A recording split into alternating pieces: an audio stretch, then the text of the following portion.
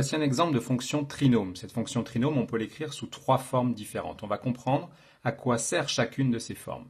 Alors pour commencer, voici la forme développée. Alors ici, j'ai mon A. A, il vaut 0,5. Il est positif, ça veut dire que ma parabole, elle a les branches tournées vers le haut déjà. Première information. Deuxième information, je vais pouvoir facilement calculer f de 0. En remplaçant x par 0, ça va faire 0. Et donc il va rester moins 1,5. Moins 1,5, c'est le C qui est ici. Et en fait, c'est ce qu'on peut appeler l'ordonnée à l'origine, c'est-à-dire l'endroit où la parabole va couper l'axe des ordonnées. Donc je sais déjà que ma parabole, elle va couper l'axe des ordonnées ici à l'ordonnée moins 1,5. Donc finalement, cette forme développée, elle me permet tout de suite de trouver l'intersection avec l'axe des ordonnées. Alors maintenant, on va regarder la forme canonique. La forme canonique, on voit également ici que A, il est positif, les branches sont tournées vers le haut, et on va repérer immédiatement ce qu'on appelle alpha et bêta. Ici, voici alpha, c'est 1.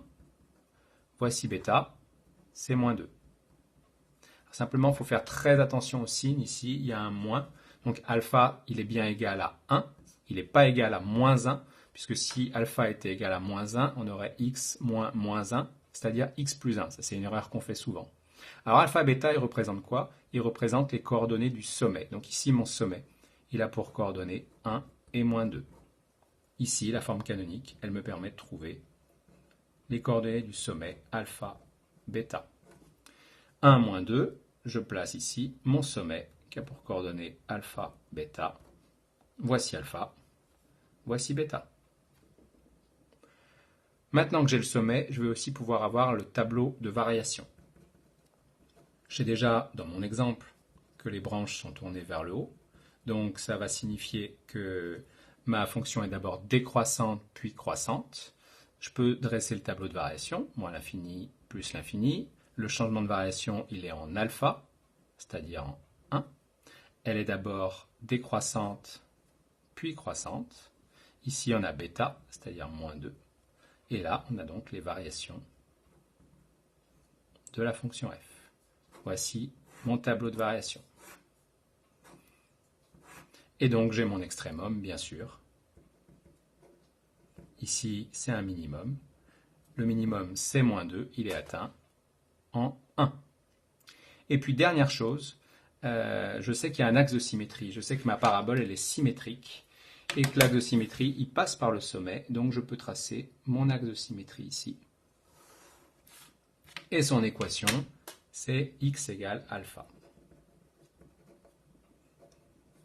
Donc, 3 informations que je peux obtenir grâce à ma forme canonique. Et puis, il me reste la forme factorisée.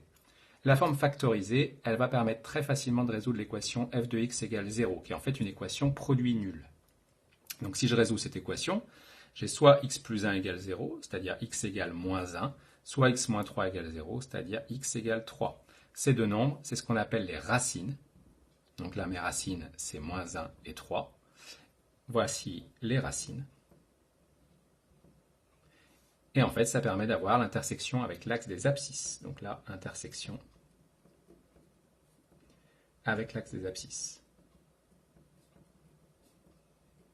Je vais pouvoir tout de suite placer deux nouveaux points de ma parabole. Donc ici, mon x1, c'est moins 1. Voici x1. Mon x2, c'est 3. Le voici. Et puis je remarque, dernière chose, que alpha il est situé exactement entre x1 et x2. Alpha, c'est la demi-somme des deux racines. Ça, c'est très pratique pour retrouver, à partir de la forme factorisée, pour retrouver alpha, en fait, pour retrouver l'abscisse de mon extrémum. Alors, simplement une chose que je n'ai pas dite, c'est que la forme factorisée, elle n'existe pas toujours. Ça, c'est important. C'est aussi pour ça qu'elle est en rouge. Elle n'existe pas toujours, puisque une parabole ne coupe pas toujours l'axe des abscisses. Elle peut être comme ça, ma parabole, ou si elle a les branches tournées vers le bas, elle peut être comme ça. Et donc, dans ces cas-là, elle ne coupe pas l'axe des abscisses, il n'y a pas de racine, et donc il n'y a pas de forme factorisée.